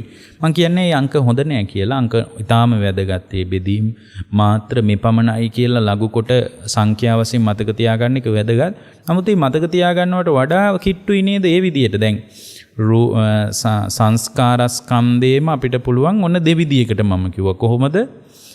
චෛතසික 52කින් වේදනා චෛතසිකයත් සංඥා චෛතසිකයත් දෙක හැරියාම චෛතසික 50 කියන තැනිනුත් සංස්කාරස්කන්ධය අපිට කියන්න පුළුවන්. එතකොට ඒකද හරි අරකද හරි කියන එක ඊටාම සාර්ථක පිළිතුරු විමර්ශනයක් නෙමෙයි. තව කෙනෙකුට පුළුවන් ඒක ප්‍රායෝගික තලයෙන් කල්පනා කරන්න. කොහොමද ප්‍රායෝගික තලයට ඇවිල්ලා කිට්ටුවෙන් කල්පනා කරන්නේ? රූප සංචේතන, ශබ්ද සංචේතන, ගන්ධ සංචේතන, රස සංචේතන. මේ විදියට රූප ශබ්ද ගන්ධ රස පොට්ටබ්බ ධම්ම කියන දේවල්, ඒ කියන්නේ තව විදිහකින් කිව්වොත් රූපේ අරමුණු කරගෙන ඇති වෙන සිතුවිලි කියන එක ගත්තොත් අපිට වඩාත් කිට්ටුයි නේද ඒක? සංස්කාරස්කන්ධය කියලා කියනකොට අපිට ඒක කියනකොට ටිකක් තේරෙනවා නේ. රූප සංචේතනා කියනකොට අපිට තේරෙනවා රූපේ අරමුණු කොට ඇතිවෙන සිතුවිලි. ශබ්ද සංචේතනා කියනකොට ශබ්දයේ අරමුණු කරගෙන ඇතිවෙන සිතුවිලි තමයි සංස්කාර ස්කන්ධයට අයිති වෙන්නේ. ගන්ධ සංචේතනා කියනකොට මේ ගන්ධ සුවඳ මුල් කරගෙන ඇතිවෙන සිතුවිලි කියන එක ගන්නවා. රස සංචේතනා කියනකොට රසය අරමුණු කරගෙන ඇතිවෙන සිතුවිලි සංස්කාර කියලා කියන්නේ. ඒ වගේම රූප, ශබ්ද, ගන්ධ, රස මේ ඒ වගේම තමයි ස්පර්ශයේ මුල් කරගෙන අරමුණු කොටගෙන ඇතිවෙන සිතුවිලි තමයි සංස්කාර කියලා කියන්නේ. ඊට පස්සේ මේ මනස මුල් කරගෙන ඇතිවෙන අරමුණු වල ඇති ඒ සිතුවිලි මනස මුල් කරගෙන මානසික ක්‍රියාවලිය ඇස්සේ ඇතිවෙන ඒ සිතුවිලි ක්‍රියාවලිය තමයි සංස්කාර කියලා ගත්තොත් අර සංඛ්‍යාවකට වඩා ප්‍රායෝගික තලයකට සංස්කාර කියන එක ගැන අපිට අදහසක් ගන්න පුළුවන්. හැබැයි ඔන්න උතන තව පැටලව ගන්න නරකයි. දැන් සංස්කාර කියන එක විතරයි අපිට මේ කාලේ හැටියටනේ අපි කතා කරගන්නේ. සංස්කාර කියන එක එක තැන්වල එක විදිහට යෙදිලා තියෙනවා. එතකොට දැන් සංස්කාර ස්කන්ධය කියන එකට අයිති වෙන විදිහට තමයි මම ওই විස්තර කරේ. මොකද සංස්කාර ස්කන්ධයට අයිති වෙන විදිහට මම අතු කරපු විග්‍රහය මම ආය කියන්නේ තවදුරටත් මේක මනසට ග්‍රහණය කරගත යුතුයි කියන අදහසින්. ප්‍රායෝගික තලයේ සංස්කාර ස්කන්ධය කියන එක තේරුම් ගන්නකොට අපි අදහසක් කිව්ව කොහොමද? පොදු අදහසක්, එකම අදහසක් නෙමෙයි පොදු අදහසක්. රූප සංචේතන, ශබ්ද සංචේතන, රූපේ අරමුණු කොට ඇතිවෙන සිතුවිලි. ශබ්ද සංචේතන, ශබ්දේ අරමුණු කොටගෙන ඇතිවෙන සිතුවිලි. සංස්කාර කියනවා. ගන්ධ සුවඳ අරමුණු කරගෙන ඇතිවෙන සිතුවිලි දාමේ සංස්කාර කියනවා. සංස්කාර ස්කන්ධය කියනවා. රසයේ මුල් කරගෙන රසයේ අරමුණු කරගෙන ඇතිවෙන සිතුවිලි. ඒ සිතුවිලි මාලාවට කියන්නේ රස සංචේතන. ඒ සිතුවිලි වලට කියනවා සංස්කාර ස්කන්ධය කියලා. ඒතර සංකාර කියන හැම තැනකටම ඕක පුළුවන් ද පාවිච්චි කරන්න? ඕක බෑ පාවිච්චි කරන්න. දැන් අපි මේ කතා කරන්නේ පංචස්කන්ධයනේ. දැන් සමහර අය ඕකම සංකාර යෙදිච්ච හැම තැනකටම පාවිච්චි කරනවා. සංකාර ගැන දවස් ගාණක් කියන්න කතාන්දර තියෙනවා. දැන් ඔන්න අවිජ්ජා පත්‍ය සංකාරා කියන තැන කාට හරි ගන්න පුළුවන්ද මේ රූප අරමුණු කරගෙන ඇතිවෙන සිතුවිලි සංස්කාර ස්කන්ධයේ අර්ථයෙන් මෙතනත් හිතෙනවා කියලා ගන්න බෑ. ඒ අවිජ්ජා පත්‍ය සංකාරා කියනකොට මේ රූප සංචේතන ගැලපෙන්නේ නැහැ. ශබ්ද සංචේතන ගැලපෙන්නේ නැහැ. ගන්ධ සංචේතන ගැලපෙන්නේ නැහැ. එතකොට රස සංචේතන ගැලපෙන්නේ නැහැ. ඇයි ඒක ගැලපෙන්නේ? පංචස්කන්ධ විග්‍රහයට විතරයි. ඒතකොට එතන යෙදිච්ච එක මෙතනට ගැලපෙන්නේ නැහැ. මෙතන බුදුරජාණන් වහන්සේ මොකද්ද කිව්වේ? අවිජ්ජා පත්‍ය සංඛාරා කියපු තැන සංස්කාර කිව්වේ පින්වත්නි මොන අදහසින්ද? එතන සංස්කාර කියලා කිව්වේ පින්වත්නි පුඤ්ඤාභි සංඛාර කුසලය ගැන පින ගැන බුදුරජාණන් වහන්සේ සංස්කාරයක් විදියට සිහි කරනවා. අපුඤ්ඤාභි සංඛාර කිව්වේ අකුසලය සංස්කාර ධර්මයක් විදියට විඥානයේ පහළ වීමට දැස ගැනීමට සංස්කාරයක් විදිහට හේතුව ඵලයකට හේතුවක් හදලා දෙනවා. කියන්නේ හේතුව වෙනවා සංස්කාරය. මොනවද? අපුඤ්ඤාභි සංඛාර අකුසලය. ඊට පස්සේ ආනිඤ්ඤාභි සංඛාර. ආනිඤ්ඤාභි සංඛාර කියලා මෙතන මතක් කරන්නේ පින්වත්නි බුදුරජාණන් වහන්සේ මේ ධ්‍යාන සිත් වලට. ඒතර ධ්‍යාන සිත් අතීතේ ಭಾರತයේ හිටපු සමහර පැවිදි කණ්ඩායම්, ශ්‍රමණ කණ්ඩායම් ධ්‍යාන සිත් පුහුණු කළා. ඒතර ධ්‍යාන සිත් පුහුණු කරපු අය ඒ ධ්‍යාන සිතක් වඩා ගැනීම නිසා වඩාගත් ධ්‍යාන සිත නිසා ඒගොල්ලෝ බඹලෝ උපන්නා. බඹලෝ කියන්නේ සදාකාලිකවම නිදහස් වෙච්ච තැනක් නෙමෙයි. අර එක දේශනාවක් තියෙනවා බ්‍රහ්ම නිමන්ත්‍රණික සූත්‍රය කියලා. ඒ දේශනාවේ මතක් කරනවා බ්‍රහ්ම ලෝකේ සමහර බ්‍රහ්මයන්ටත් මායя ආවේශ වෙනවලු. ඒ කියන්නේ මායя ආවේශ වෙනවා නම් මායя අතික්‍රමණය කරපු තැනක් නෙමෙයි බඹලෝ කියන්නේ. ඒතකොට මෙතන ආනිඤ්ඤාභි සංඛාර කියලා මෙතන මතක් කරේ ධ්‍යාන සිත් වලට. ඒතකොට මෙතන අවිජ්ජා පත්‍ය සංඛාරා කියන තැන සංස්කාර කිව්වේ මොන අදහසින්ද? කුසල ධ්‍යාන සිත් කියන අදහස ඇති කරගෙන. එතන තවදුරටත් අර කාය සංකාර, වචී සංකාර, මනෝ සංකාර ආදී සංස්කාර විස්තර වෙනවා. ඒතර පින්වත්නි මෙතන ගන්න අදහස ඒ කියන්නේ මේ පුඤ්ඤාභි සංකාර, අපුඤ්ඤාභි සංකාර, ආනිඤ්ඤාභි සංකාර කියන ස්වභාවය අවිජ්ජාපච්චය සංකාරා කියන සංස්කාර කියන කොටසට ගැලපුණාට මේක පුළුවන් ද පින්වත්නි සංස්කාර ස්කන්ධයට ගලපන්න බෑ. ඒතකොට අතන වෙන අදහසකින් කිව්වා, මෙතන වෙන අදහසකින් සංස්කාර කියන එක පාවිච්චි කරනවා. දැන් බලන්න තැන් දෙක දෙවිදියට යෙදුනා. එකක් දන්න කෙනා මේ හැම තැනම සංකාර කියන හැම තැනටම එකම ගලපන ගියොත් ගැලපෙන්නේ නැහැ. ඒතර යා අමාරුයි වැටෙනවා. ඒ නිසා තමයි මේක භාවිතා කරන තැනකට ගේන්න ඕන. අපි පුළුවන් විදිහට භාවිතා කරන විදිය ගැනත් යම් අදහසක් ගන්න උත්සාහ කරමු. දැන් බලන්න තැන් දෙක මේ දෙවිදියකට යෙදුනා. ඊට පස්සේ තව විදිහකින් දැන් සබ්බේ සංඛාරා අනිච්ඡාති, සබ්බේ සංඛාරා දුක්ඛා මේ විදියට තියෙනවා නේද? ඔය මරණ දැන්වීම වල එහෙම ගහලා තියෙන්නේ. ඒතර මරණ දැන්වීම වල එහෙම ගහලා තිනවා සබ්බේ සංඛාරා අනිච්ඡාති. ඒතර සියලු සංස්කාර අනිත්‍යයි කියලා. එතන සියලු සංස්කාර කිව්වේ මොකද්ද? එතන සියලු සංස්කාර කියලා කිව්වේ අර වේදනා සංඥා හැර ඒ චෛතසික කතාවටත් වඩා අර උන්වහන්සේ මතක් කරන්නේ රූප සංචේතනා, ශබ්ද සංචේතනා මේ කතාවත් නෙමෙයි. එතන සංකාර කියලා කියන්නේ පින්වත්නි හේතුන්ගෙන් හටගත්ත යමක් තියනවාද අන්න ඒවට. හේතුන්ගෙන් හටගත්ත යම් දෙයක් තියෙනවා නම් ඒ සියලු දේවල් සංකාර. සබ්බේ සංඛාරා අනිච්චාති කිව්වේ ඒකයි. හේතුන්ගෙන් හටගත්ත යමක් තියෙනවා නම් ඒ සියලු දේවල් අනිත්‍යයි. හේතුන්ගෙන් හටගත්ත යමක් තියෙනවා නම් ඒ සියලු දේවල් දුකයි. එතන මතක් කරේ මොකද්ද? සියලු හේතුන් නිසා හටගත්ත යමක් තියෙනවා නම් අන්න ඒ ගැන තමයි මෙතන සබ්බේ සංඛාරා අනිච්ච. දැන් බලන්න අපි තැන් තුනක් විතර කතා කරා. ඒ තැන් තුනේ තුන් විදියකට තමයි සංඛාර කියන අර්ථය යෙදিলা තියෙන්නේ. එතන මේක එක විදියට ගලපන්න එපා. ඊට පස්සේ පින්වත්නි තව දුරටත් අපි නිකන් තවත් විස්තරාත්මකව තවත් තේරුම් ගන්න විදිහට අපි කතා කරොත් එහෙම බුද්ධ දේශනාවේ ඔය සමහර තැන්වල තියෙනවා ඔය රහතන් වහන්සේලා මුල් කරගෙන හිම දේශනා කරපු අවබෝධය සම්පූර්ණයෙන්ම තිවුර කරගන්න ශ්‍රාවකයන් අරමුණු කරගෙන කරපු දේශනාවල එහෙම සබ්බ සංකාර සමතෝ සබ්බූ පදිපටි නිස්සග්ගෝ මුත්‍ති අනාලයෝ කියලා අර එහෙම දිගට වාක්‍යයක් යනවා නේද? එතනක් තියෙනවානේ සබ්බ සංකාර සමතෝ කියලා. එතන තියෙනවා මේ සියලු සංස්කාර සමනී වෙච්ච තැන කියන එක. සියලු සංස්කාර සමනී වෙච්ච තැන. එතන උන්වහන්සේ මතක් කරන්නේ පින්වත්නි ඔය නිවන අරමුණු වන සියුම් දැනීම. ඒ කියන්නේ නිවන අරමුණු වෙනවා කියලා කියන්නේ සියුම් දැනීම මාත්‍රයක් තියෙනවා. නිවන අරමුණු වීම ASCII සියුම් දැනීම මාත්‍රයක් තියෙනවා. සියලු සම්පූර්ණ නිකම් මරුණා වගේ, සිහි නැති වුණා වගේ, කලන්තය හැදුනා වගේ එකක් එහෙම නෙමෙයි නිවන අරමුණු වෙනවා කියන්නේ. ඒතර නිවන අරමුණු වෙනකොට සියුම් දැනීම මාත්‍රයක් තියෙනවා. අනිත් සියලු නිවන අරමුණු වන සියුම් දැනීම මාත්‍රය හැර අනික් සියලුම සිතුවිලි නිරුද්ධ වුණා කියන අදහසින් තමයි එතන සංකාර කියලා යෙදුනේ. සබ්බ සංකාර සමතෝ සබ්බූ පදිපටි නිස්සග්ගෝ මුත්‍ති අනාලයෝ කියලා ඔය ගැඹුරු බුද්ධ දේශනාවල තියෙනවා. සබ්බ සංකාර සමතෝ. ඒ කියන්නේ සියලු සංස්කාර සමනී වෙච්ච තැන. ඒ සමනී වෙච්ච තැන කියන්නේ ඔය ඵල සිත්වල පවතින ස්වභාවයක්. එතන ඔය නිරෝධ සමාපත්තිය ගැන එහෙම කතා කරද්දී ඔය ගැන වැඩි අවධාරණයක් ධර්ම කාරණා ටිකක් මතුවෙනවා. එතන සබ්බ සංකාර සමතෝ කියන්නේ එතකොට මොකද්ද පින්වත්නි? නිවන අරමුණු වල සියුම් දැනීම් මාත්‍රයක් තියෙනවා. ඒකෙන් අපිට තේරෙනවා නිවන කියලා කියන්නේ මේ මරුණා වගේ, මලමිනියක් වගේ, එමත් නැත්නම් මේ කලන්තය හැදුනා වගේ, තද නින්දකට වැටුණා වගේ අවස්ථාවක් නෙමෙයි.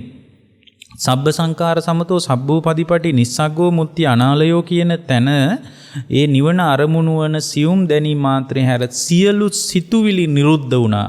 නිරුද්ධ වීම ගැන තමයි එතන කතා කරන්නේ. දැන් බලන්න සංස්කාර ගැන. දැන් මේ විදිහට එක වචනයක් අරගෙන අපිට පුළුවන් විවිධ තැන්වල තියෙන කාරණා ගැන හොයන්න. දැන් අපිට වැදගත් වෙන්නේ මේ කාරණා නෙමෙයි. මේවා වැදගත් නෑ නෙමෙයි. නමුත් අද මේ දේශනාවට වැදගත් වෙන්නේ මොකද්ද? එතකොට ප්‍රායෝගික භාවිතයේ තුල සංස්කාර ස්කන්ධය කියන්නේ මොකද්ද? මොකද්ද සංස්කාර ස්කන්ධය කියලා කියන්නේ? අර ඔක්කොම අපි අතහැරලා එතන ගන්නෙ මොකද්ද? රූප සංචේතනා, ශබ්ද සංචේතනා, ගන්ධ සංචේතනා ආදී වශයෙන් ඔබ තුල ඇති වෙන රූපේ අරමුණු කොට ඇති වෙන සිතුවිලි, ශබ්දේ අරමුණු කරගෙන ඇති වෙන සිතුවිලි, ගන්ධ සුවඳ අරමුණු කරගෙන ඇති වෙන සිතුවිලි. ඒ සිතුවිලි ක්‍රියාත්මක වෙන එකට කියනවා සංස්කාර ස්කන්ධය. ඒ සිතුවිලි තණ්හාවෙන් බැඳ ගන්න එකට, මානෙන් ගැට ගහ ගන්න එකට, දිට්ඨියෙන් ගැට ගහ ගන්න එකට කියනවා සංකාර උපාදානස්කන්ධය කියලා. සංස්කාර උපාදානස්කන්ධය කියලා කියනවා. එතකොට සංස්කාර උපාදානස්කන්ධයේ තියෙන හැම වෙලාවකම කර්ම රැස් වෙනවා. ඒක අපි හොඳට තේරුම් ගන්න ඕන. සංස්කාර උපාදානස්කන්ධයේ තියෙන හැම වෙලාවකම කර්ම රැස් වෙනවා. බුදුරජාණන් වහන්සේ චේතනාවටමනි කර්මය කියලා කිව්වේ. ඒතර උපාදානයක් රහිත වුණ තැන තමයි කර්මය නිරුද්ධ වෙලා යන්නේ. කම්ම නිරෝධගාමිනී පටිපදා විදියට භාග්‍යතුන් වහන්සේ පෙන්වුවේ ආර්ය අෂ්ටාංගික මාර්ගය. සංකාර උපාදානස්කන්ධය තුල හැම වෙලාවකම එතකොට අපට කර්ම රැස් වෙනවා. දැන් බලන්න හැම වෙලාවකම දැන් ප්‍රායෝගික තලයට එනකොට හැම වෙලාවකම මේ ඇතිවෙන චිත්ත චෛතසික ධර්මවල ක්‍රියාත්මක වීම අපි දකින්න ඕන. ගණන් මිමුන් නෙමෙයි. හැම වෙලාවම අපිට මේක ප්‍රායෝගිකව දකින්න පුළුවන් තැනක් තියෙන්න ඕන. දැන් කෙනෙක් බණිනකොට ඒ බණින එක ඇස්සේ බණින කෙනා අල්ලන්නේ මේ පංචස්කන්ධ ධර්මයක් ක්‍රියාත්මක වෙන බව දන්නේ නැති කමට පින්වත්නි. නැත්තම් බණින කෙනෙක් එක පැටලෙන්නේ නැහැ. ඒ පැටලෙන්නේ මේ හැම වෙලාවෙම පින්වත්නි හොඳට තේරුම් ගන්න මේ පංචස්කන්ධ ධර්මයේ වඩාත් ගැඹුරට යනකොට තේරුම් ගන්න ඕන දෙයක්. ඇත්තටම පංචස්කන්ධ ධර්මයක් හටගෙන නිරුද්ධ වීමක් හැර මේ ලෝකේ මොකක්වත් නැහැ නේද කියලා දකින්න ඕන. දැන් කෙනෙක් බණිනකොට ඒ බණින එක ඇස්සේ ඇති වෙන්නේ පින්වත්නි මගේ ඇතුලේ පංචස්කන්ධ ධර්මයක් හටගෙන නිරුද්ධ වීමක්. ඊට වඩා වෙන මොකක්වත් නැහැ. මේ කවුරු හරි බනිනවා කියලා හිතන්නේ. ඔන්න බනිනකොට ඔන්න හැබැයි මේක දැන් ඔක අපි මීට කලිනුත් අනාත්ම ලක්ෂණي දකිමු කියලා මේ ප්‍රඥානාලිකාවෙම දේශනාවක් කළා. ඒ දේශනාව අපි කිව්වා හැබැයි මේක අර අපි හිතන රූප වේදනා සංඥා සංකාර විඥාන කියන පිළිවෙලට ඇති වෙනවා කියලා ඇල්ලුවොත් මේ නාම ධර්ම වල ක්‍රියාත්මක වීම එතකොටත් එයා මාරුවේ වැටෙනවා.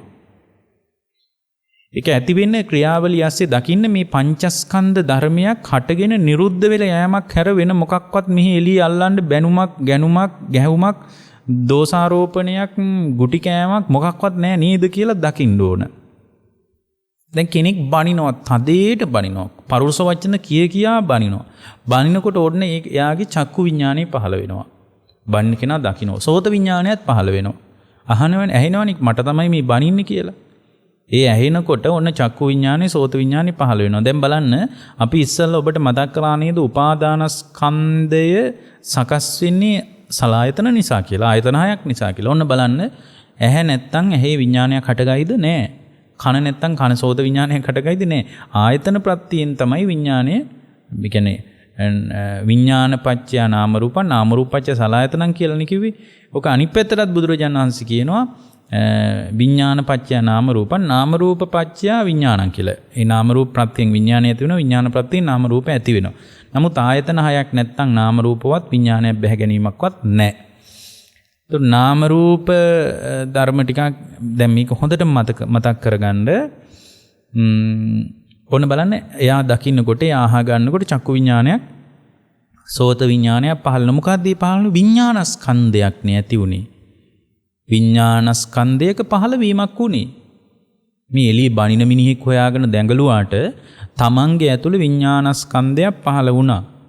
ඒතර මේ බණින කෙනා දැන් බලන්න ඕනම ප්‍රායෝගිකව තමන්ගේ ජීවිතේ දකින්න පටන්. ඒතකොට හැම වෙලාවකම පංචස්කන්ධ ධර්මයක හට ගැනීම නිරුද්ධ වීම දකින්න පුළුවන්.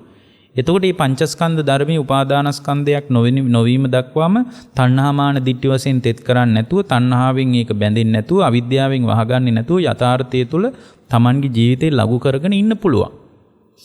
දැන් බලන්න යා ඔන්න බණිනකොට බණින එක ඇස්සේ පටිඝ සම්පයුක්ත කාරණයක් නෙමේ දකින්නේ. පටිඝයේ මුල් කරගත් කාරණයක් දකින්නකොට ඔන්න විඥානස්කන්ධය පහළ වෙන චක්කු විඥාන සෝත විඥාන මනෝ විඥාන වශයෙන් උත් පාලනය පුළුවන්. ඉතින් ගොඩාක් විතර්ක හදා ගන්න පුළුවන්. මට දන්නේ නැහැ බණින්නේ මාගේ නමවත් කියවුණාද ඔය වගේ ගොඩාක් ඒවා ඇතුළෙත් ක්‍රියාත්මක වෙන්න පුළුවන්. ඊට පස්සේ ඔන්න ඒ බණින එක ඇස්සේම යා චක්කු විඥානස්කන්ධය පහළ වෙනවා. විඥානස්කන්ධයට අනුව පින්වත්නි ඊට පස්සේ යාගේ තුල සංඥා ස්කන්ධයක් පහළ වෙනවා. අඳුන ගන්නවා. මට තමයි බණින්නේ මේ කාරණේට තමයි බණින්නේ මේ වචන කියලා තමයි බණින්නේ. අන්න බලන්න බණින එක ඇස්සේ එයා අඳුන ගන්නවා බණින එක. ඒ බණුනික අඳුන ගන්නකොට යාගේ ඇතුලේ ඇතිවෙච්ච මොකද්ද?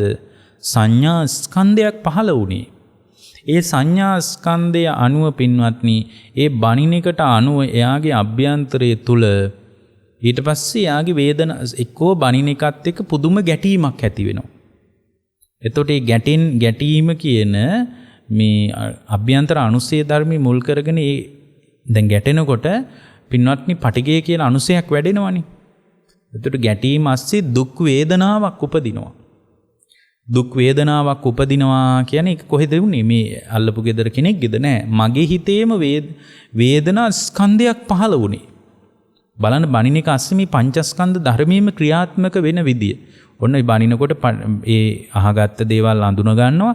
අඳුන ගැනීමට අනුව එයාගේ හිතේ වේදනා ස්කන්ධයක් පහළ වෙනවා. එතකොට මේ වේදනා ස්කන්ධය පහළ වෙනකොට මේ වේදනා ස්කන්ධය පහළ වීමත් එක්කම ඒත් එක්කම එයාගේ හිතේ මොකද වෙන්නේ? එයාගේ හිතේ චිත්ත චෛතසික ධර්ම ටිකක් පහළ වෙනවා. රූපය අරමුණු කරගෙන සිතුවිලි පරම්පරාවක් ඇති වෙනවා.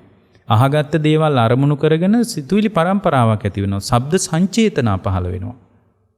ඒ අහපු දේව අඳුනගෙන ඒකට අනුව සිතුවිලි පරම්පරාවක් ඇති වෙනවා කියලා කියන්නේ අපි මොකක්ද ඉස්සලා කිව්වේ? සංකාරස්කන්ධය. ඊට පස්සේ රූප ඔන්න බලන්න විඥානස්කන්ධයක් ඇති වුණා. ඊට අනුව හඳුනගත්ත සංඥාස්කන්ධයක් පහළ වුණා. හඳුනගත්ත දේට අනුව එයාගේ හිතේ දුක් වේදනාවක් ඇති වුණා. පටිඝය කියන අනුසේ ධර්ම වැඩෙන මට්ටමට ඒ අනුසේ ධර්ම වැඩිගෙන යනකොට එයාගේ හිතේ වේදනා ස්කන්ධයක් පහළ වුණා. ඊට අනුව චිත්ත චෛතසික ධර්ම ටිකක් පහළ වුණා. ඒකට කියන්නේ සංකාරස්කන්ධය. ඊට අනුව රූපස්කන්ධය වෙනස් වීමක් ඇති වුණා. අපිට කලිනුත් කියලා දෙනවා ඒකට කියන්නේ චිත්තජ රූප කියලා. ඒ කියන්නේ මේ හිත මුල් කරගෙන කායික ස්වභාවයේ යම් යම් වෙනස්කම් ඇති වෙනවා. සමහර වෙලාවට මූණ නිකම් පුපුරන ගතියක් එන්න පුළුවන්. ඇස් දෙක රතු වෙන්න පුළුවන්. බලන්න නාම ධර්මයන් ඇසුරින් රූප ධර්මයන් වෙනස් වීමක් සමහර කේන්ති වැඩිකමට කඳුළු වෙන්න පුළුවන්. වචන කියා ගන්න බැරි වෙන්න පුළුවන්. රුධිර සංසරණ වේගයේ වැඩිවීමක් වෙන්න පුළුවන්. මේ විදිහට චිත්ත චෛතසික ධර්මවල වෙනස් වීම ටිකක් ඇති වෙනවා. දැන් ඇත්තටම මේ ක්‍රියාවලිය ඇස්සේ පංචස්කන්ධයක ඇතිවීමක් නැතිවීමක් හැර ඊට වඩා වෙන කිසිදු ක්‍රියාවලියක් අත්දකින්න ලැබෙන්නේ නැහැ. ඒක අපි හොඳින් තේරුම් ගන්න ඕන. එතකොට ඒක තේරුම් ගත්තට පස්සේ අපිට හැම අත්දැකීමක් තුළම මුහුණ දෙන සියලු ක්‍රියාවලීන් ASCII පංචස්කන්ධ ධර්මයන්ගේ ඇති වෙලා නැති වෙලා යාමක් අපිට අත්දකින්න පුළුවන්. මෙන්න මෙහිම ප්‍රායෝගික තැනකදී පංචස්කන්ධ ධර්මයේ හටගෙන නිරුද්ධ වීම ගැන අපිට අදහසක් හදාගන්න පුළුවන් වුණොත්, පංචස්කන්ධ ක්‍රියාවලියේ ඇතිවීම නැතිවීම අත්දකින්න පුළුවන් වුණොත්, අපේ සම්පූර්ණ ක්‍රියාවලිය ASCII නිවීමක්, සුවපත් වීමක්, පංචස්කන්ධ ලෝකේ උපාදානස්කන්ධයක් දක්වා සංවර්ධනය නොවන අවස්ථාවක ඇති කරගන්න පුළුවන්. ඔය හැම වෙලාවකම ආදරය වගේ හැඟීමක් එන වෙලාවෙත් ওই ටික තමයි වෙන්නේ. දැන් ආදරය වගේ දෙයක් ඇති වෙනකොට සමහරට ඒ ආදරය ඇති වෙන්නේ අත්දකින්න දෙයක් මුල් කරගෙන ඔන්න විඥානස්කන්ධයක් පහළ වෙනවා. ඒක එක්ක දකින්නකොට හරි අහනකොට හරි ඔන්න බොහොම ආදරණීය ප්‍රේමණීය හැඟීමක් එනවා. අපි මේ ප්‍රේමයක් එළියේ හෙව්වට ඇත්තටම මගේ වෙලා තියෙන ඇතුලේ පංචස්කන්ධ ධර්මයක හටගෙන නිරුද්ධ වීම. බණින මිනිහෙක් එළියේ හෙව්වට ඇත්තටම වෙලා තියෙන මගේ ASCII ඇති වෙන පංචස්කන්ධ ධර්මයක් ඇති වෙලා නිරුද්ධ වීම. අවිද්‍යාව නිසා මේක පේන්නේ නැහැ පින්වත්නි අපිට. අවිද්‍යාව නිසා මේක වැහිලා තියෙනවා. දැන් මොකක් හරි ආදරණීය හැඟීමක් ඇති වෙන සිද්ධියක් කවුරුද දැක්කම ආදරයක්, සෙනෙහසක්, ප්‍රේමයක් උපදින කොටත් ඕක තමයි වෙන්නේ. අහනකොට, කටහඬ අහනකොට එහෙම වෙන්න පුළුවන්. ඉතින් ඔන්නේ ඒතකොට විඥානස්කන්ධයක් පහළ වෙනවා. ඊට පස්සේ පහළ වෙච්ච දේට අනුව යා අඳුන ගන්නවා. අඳුනා ගන්නකොට සංඥාස්කන්ධයක් පහළ වෙනවා. ඊට අනුව බොහොම සැප වේදනාවක් උපදිනවා. සැප වේදනාව ASCII අනුස්සේ ධර්මයක් විදිහට රාගයේ වැඩෙනවා. වේදනාස්කන්ධයක් පහළ වෙනවා. ඊට අනුව දැකපු දේට අනුව රූපේ අරමුණු කොටගෙන සිතුවිලි පරම්පරාවක් ඇති වෙනවා. රූප සංචේතනාවක්, ශබ්ද සංචේතනා ඇති වෙනවා. එතකොට ඒ කියන්නේ චිත්තචෛතසික ධර්ම ටිකක් උපදිනවා. ඊට අනුව පින්වත්නි රූපස්කන්ධය වෙනස් වීම ඇති වෙන්න පුළුවන්. බොහොම තමන්ගේ බාහිර පෙනුමෙත් මේ මානසික ක්‍රියාවලියට අනුව නාම ධර්මයන් ඇසුරින් රූප ධර්මයන්ගේ වෙනස් වීම ඇති වෙන මේ හැම අත්දැකීමක් තුළම මේ පංචස්කන්ධ ක්‍රියාවලිය දකින්න පුළුවන් ශ්‍රාවකෙක් වුණාම එයාගේ දැක්ම වඩාත් සියුම් වෙනවා. ගැඹුරට එයාගේ දැක්ම කිඳා බහිනවා. ගැඹුරට කිඳා බහින දෘෂ්ටිය සියුම් වෙන්න තමයි දැක්ම පළල් වෙන්නේ. එතකොට මේ දැක්ම ඇති කරගන්න මේ විදියට පංචස්කන්ධ ධර්මයක් හැම වෙලාවකම ඇති වෙලා නැති වෙලා යන වෙලාවක දකින්න ඕනේ. දැන් සංඝයා වශයෙන් දැක්කහම මේ හාමුදුරුවෝ දැක්ක ගමන්ම චක්කු විඤ්ඤාණ බොහොම සිල්වත් ගුණවත් හාමුදුරුවෝ කෙනෙක් ළඟ සංඝ ගුණ හෙව්වට ඇත්තටම මගේ මානසිකව ඇති වෙන ක්‍රියාවලියක් තියෙන. දැන් හාමුදුරුවෝ දැක්ක ගමන්ම චක්කු විඤ්ඤාණය, සෝත විඤ්ඤාණය බණ ටික අහගෙන ඉන්නකොට මේ විදියට විඤ්ඤාණස්කන්ධය Taman තුල ඇති වෙනවා. ඒ අහගෙන ඉන්නකොට ඒ විඤ්ඤාණස්කන්ධය තුළ ඒ කියන දේවල් ටිකට අනුව අඳුන ගන්නවා. සංඥාස්කන්ධයක් පහළ වෙනවා. මේ අහවල් හාමුදුරුවෝ, මේ හාමුදුරුවෝ මෙහිම සිල්වත්, මේ විදිය කෙනෙක් මෙහිම විදිහට හඳුන ගන්නවා. සංඥාස්කන්ධයක් පහළ වෙනවා. ඒ සංඥාස්කන්ධයට අනුව පින්වත්නි යාගේ අභ්‍යන්තරය තුළ ඇති වෙන නාම ධර්මයන් වල ක්‍රියාත්මක වීම ඇති වෙන ඕන සැප වේදනාවක්. දැන් සිල්වත් ගුණවත් භික්ෂුවකගේ සංඝ ගුණ සිහි කරද්දී, භික්ෂු සංඝයා ගැන සිහි කරද්දී අනුස්සතියක් විදිහට සංඝානුස්සතියම වඩනවා කියලා හිතන්නේ. භාවනා කරද්දී අපි හිතනවා මේ සංඝයා ළඟ තමයි සංඝ ගුණ තියෙන්නේ කියලා. ඇත්තටම වෙලා තියෙන්නේ මගේ ඇතුලේ නාම ධර්ම ටිකක ක්‍රියාත්මක වීම. කොහොමද උනේ? ඊට පස්සේ හඳුනා ගැනීමත් එක්ක මෙයාගේ හිතේ නිරාමිස සුඛ වේදනාවක් උපදිනවා. ඕලාරික අර කාමභෝගී ජීවිතයක් තුළ බැහැගත් කෙනෙකුට උපදින මේ ලාමක විදී සැප වේදනාවක් නෙමෙයි, නිරාමිස සුඛ වේදනාවක් උපදිනවා. ඒ සුඛ වේදනාව ඇස්සේ යාගේ හිතේ පින්වත්නි ඒ රූපය අරමුණු කරගෙන, ඒ ශබ්දය අරමුණු කරගෙන, ඒ Tamanගේ මානසික සිතුවිලි අමානසිකත්වයේ අරමුණු කරගෙන ඇති වෙන මේ සිතුවිලි ක්‍රියාත්මක වෙනවා. ඒ කියන්නේ මේ සංස්කාර ස්කන්ධය පහළ වෙනවා. ඊට අනුව රූප ධර්මයන්ගේ වෙනස් වීම ඇති වෙනවා. භාවනා කරනකොට එහෙම බොහොම ප්‍රියමනාප බවක්, ශාන්ත බවක් එහෙම ඇති වෙන්නේ. නාම ධර්මයන් ඇසුරෙන් රූප ධර්මයන් වෙනස් වීම වෙනවා. අපි මේ සංඝයා ළඟ, හාමුදුරුවෝ ළඟ මේ සංඝ ගුණ හොයනවා. ඇත්තටම වෙලා තියෙන්නේ මගේ ඇතුලේ වෙච්ච හුදු පංචස්කන්ධ ධර්මයක හට ගැනීමක්, නිරුද්ධ වීමක් හැර වෙනත් කිසිම දෙයක් සිද්ධ වෙලා නැහැ පින්වත්නි. ඒ නිසා මේ හටගෙන නිරුද්ධ වීමක් තියෙන්නේ. පංචස්කන්ධයක් එක දිගට පැවතීමක් නැහැ. හටගෙන නිරුද්ධ වෙවි යන ස්වභාවයක් තියෙනවා. මේක අත්දකින්න පුළුවන් ශ්‍රාවකෙක් වෙන්න කියලායි ඔබට යෝජනා කරන්නේ. ඒ නිසා ඔබ හැම දිනාටම ජීවිත අවබෝධය, ධර්ම අවබෝධය, ලෝක යථාර්ථයට විවෘත වීම පිණිසත් ඇත්තටම මේ දුකෙන් නිදහස් වීම පිණිසම මේ දේශනාව උපකාර වේවා. ඇත්තටම ස්ථීර සදාකාලිකව පවතින රූපස්කන්ධයක් කොහෙවත් නැහැ. අර ඔකට ලස්සන පොඩි වෙලාවකින් කියන්නම් ගෝමක පිණ්ඩූපම සූත්‍රය කියලා ගොම පිඬක් උපමා කරගෙන වදාළ දේශනාවක් තියෙනවා. ඒ දේශනාවේ උන්වහන්සේගෙන් අහනවා ස්වාමිනී භාග්‍යවතුන් වහන්සේ එක භික්ෂුවක් අහනවා ස්වාමිනී අකණ්ඩව පවතින රූපයක් නිට්ටය ස්ථීර සදාකාලික මේ අකණ්ඩව පවතින නොවෙනස් වන රූපයක් පවතින තැනක් කොහෙවත් නැද්ද කියලා. එතකොට උන්වහන්සේ මතක් කරනවා උන්වහන්සේ මේ රූප වේදනා සංඥා සංකාර විඥාන කියන මේ පංචස්කන්ධයේම නিত্য සුඛ ඒ වගේම ස්ථීර සනාතන නොවෙනස් වෙන එකක් ඇත්තේ නැද්ද කොහෙවත් කියලා. එතකොට උන්වහන්සේ අහනවා උන්වහන්සේ දේශනා කරනවා නিত্য වුණු පංචස්කන්ධ ධර්මයක් ස්ථීර සදාතනික මෙන්න මේ ඇඟිලි තුනට ගත්ත ගොම පිණක් පෙන්නලා කියනවා මේ ගොම පිණ තරම්වත් එකක් තියෙනවනම් මන් නිවන කියලා එකක් හොයාගන්න නැහැ කියනවා. මේ රූප වේදනා සංඥා සංකාර විඥාන කියන පංචස්කන්ධය තුළ ස්ථීර නিত্য ඒ වගේම සනාතන නොවෙනස් වන ස්වභාවයක් මේ ගොම පිඬ තරම්වත් තියෙනවනම් විමුක්තිය කියලා එකක් කොහෙවත් මුණ ගැහෙන්නේ නැහැ කියනවා. මම එච්චරට ඒක හොයාගෙන විමසුවා කියනවා. ඒ කියන්නේ මේක ඇස්සේ මොකක්වත් නැහැ පින්වත්නි. නාම ධර්ම ටිකක් හටගෙන නිරුද්ධ වෙනවා. මේක හැම වෙලාවකම ජීවිතෙන් අත්දකින්න. අපි දේශනාව නිමා කරන ඔබ හැම දිනාටම තෙරුවන් සරණ ලැබේවා. රාගක්ඛයෝ නිබ්බානං